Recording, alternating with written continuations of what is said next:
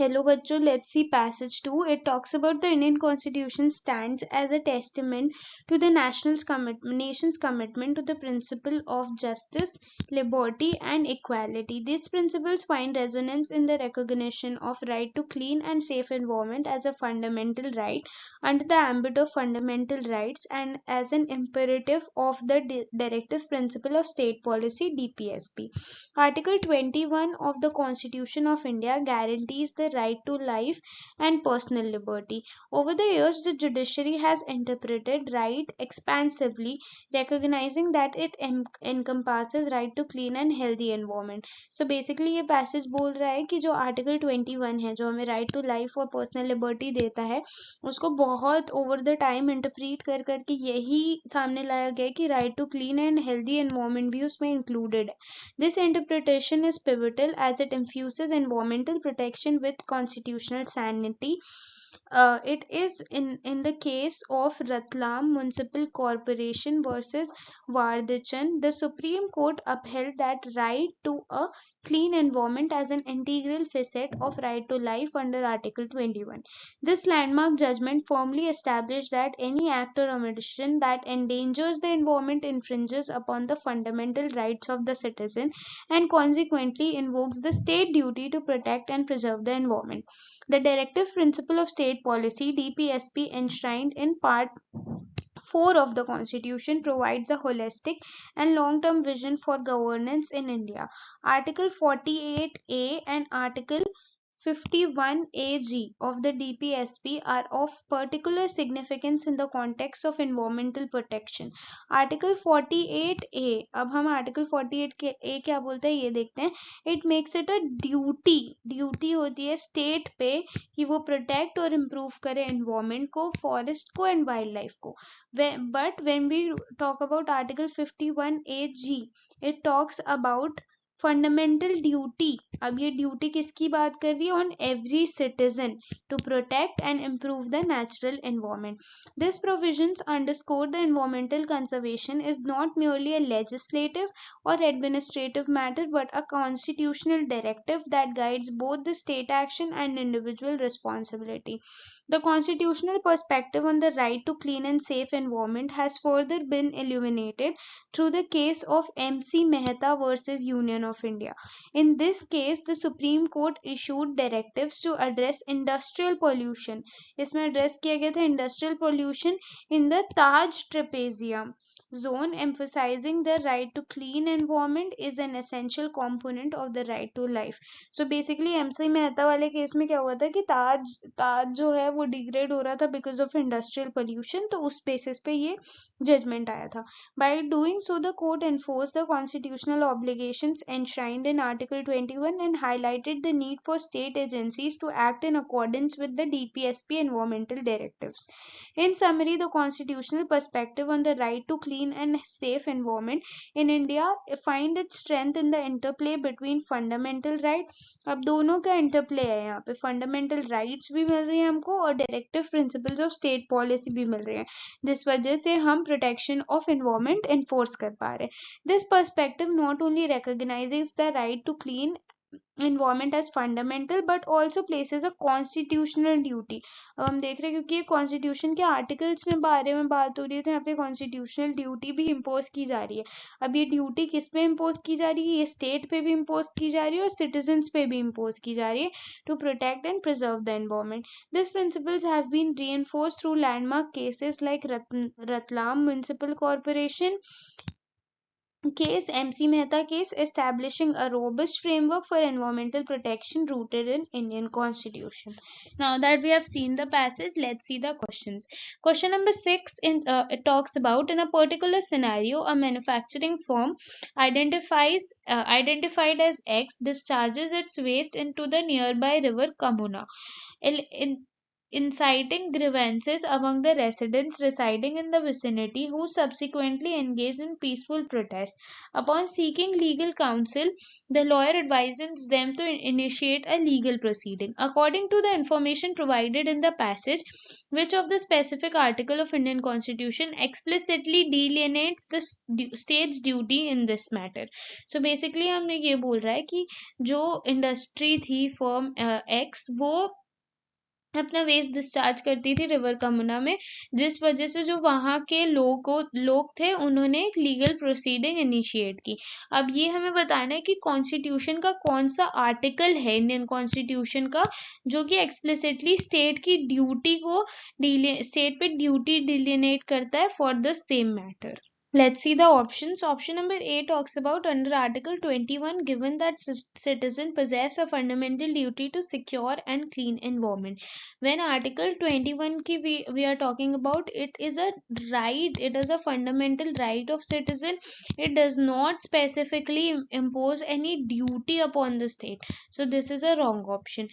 B says under Article 48A, as it precisely outlines the state's responsibility to safeguard and enhance the environment comprising forest and wildlife.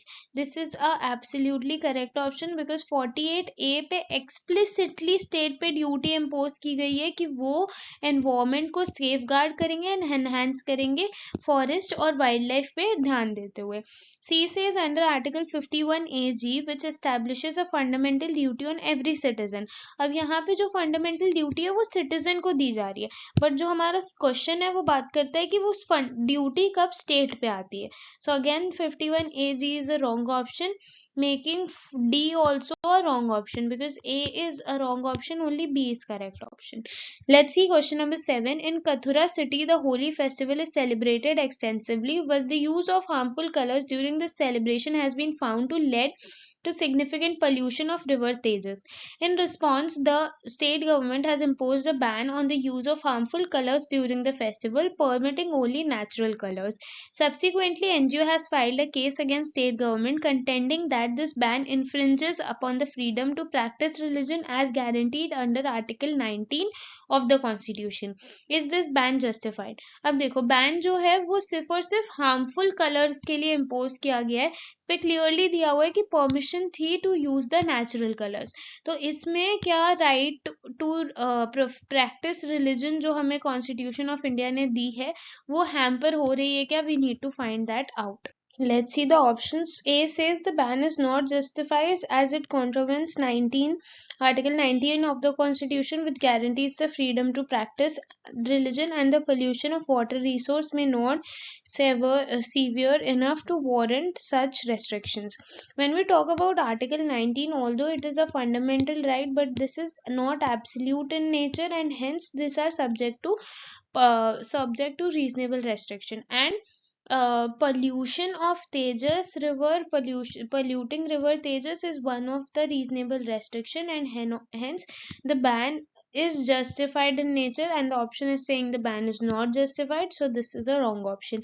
B says the ban is justified because the pollution resulting from harmful colors possess harm to the environment.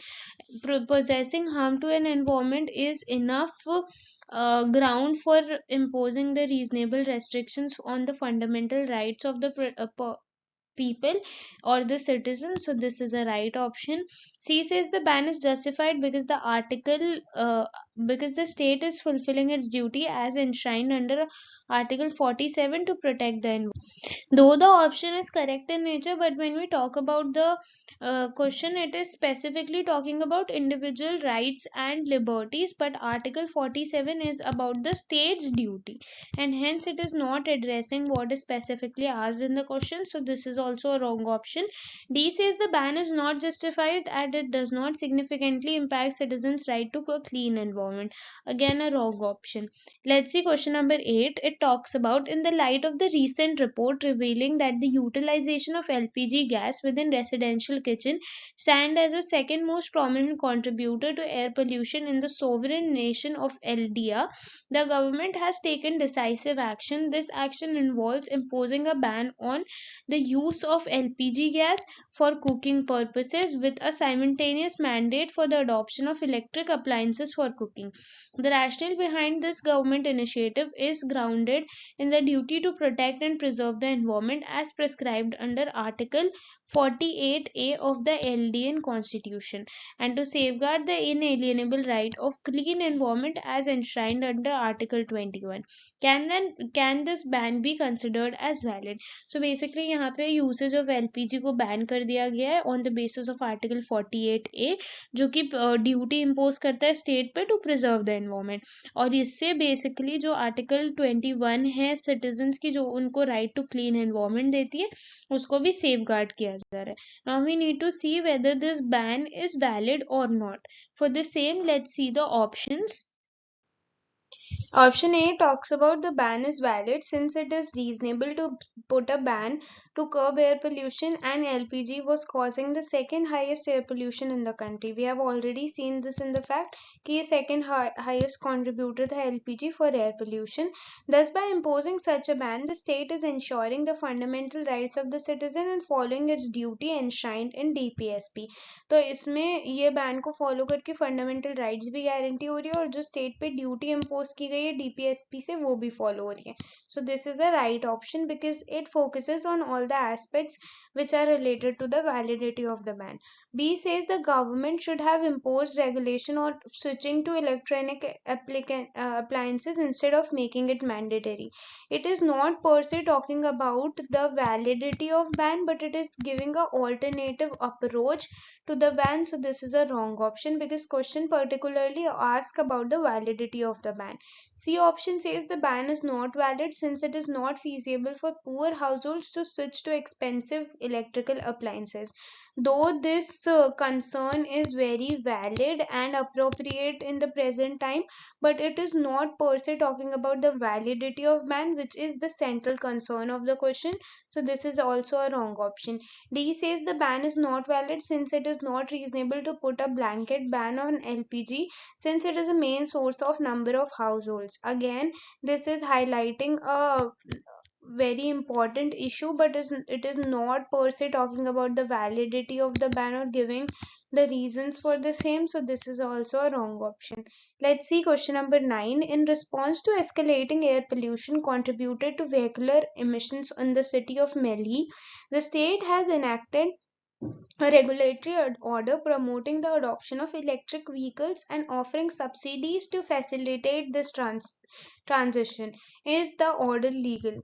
अब यहाँ पे क्या हो रहा है, अब यहाँ पे जो एयर पोल्यूशन हो रहा है उसकी वजह से जो स्टेट गवर्नमेंट है उन्होंने एक रेगुलेटरी ऑर्डर निकाला है कि आप इलेक्ट्रिक व्हीकल्स पे शिफ्ट हो जाइए, जिससे हम आपको सब्सिडीज भी ऑफर कर रहे हैं उसी सेम चीज के लिए. तो अब हमें बताना है कि ये ऑर्डर वैलिड है या नहीं वैलिड है.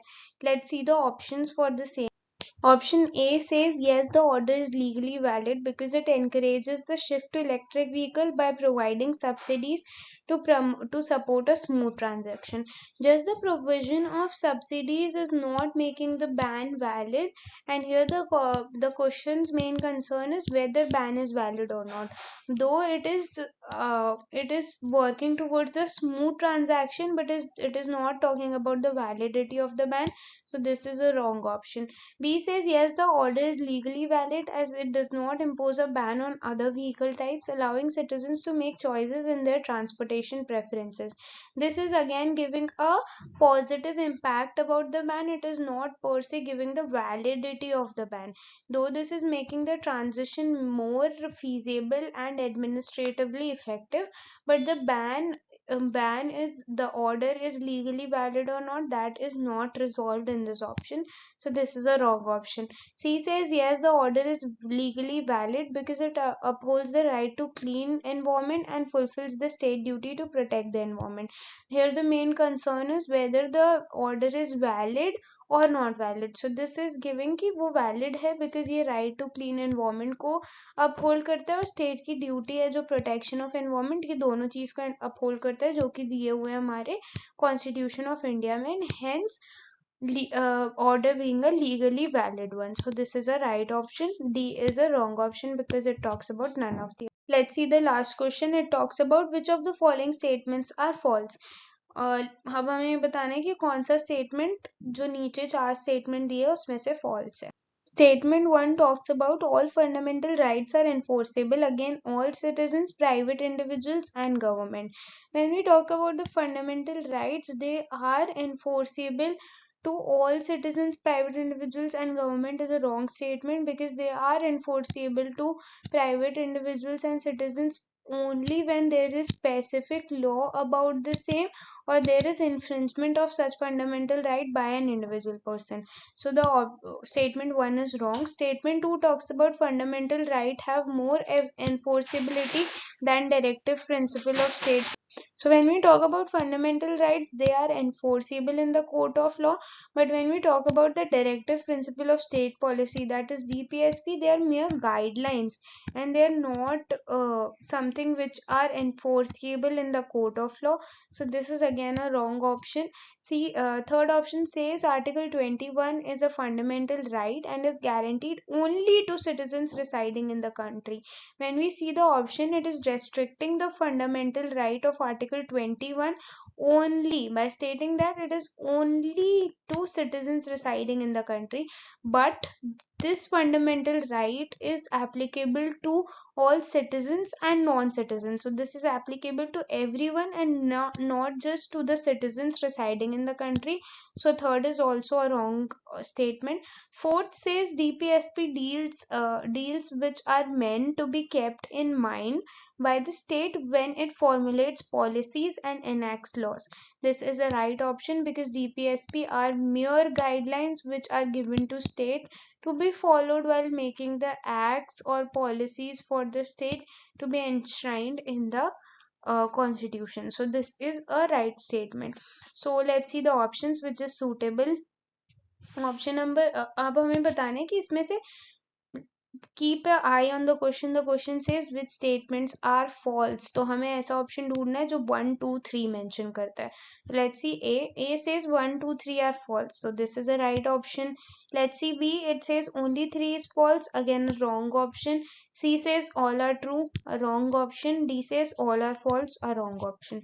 I hope the passage was understandable, the questions were interpretable. Keep studying and all the best.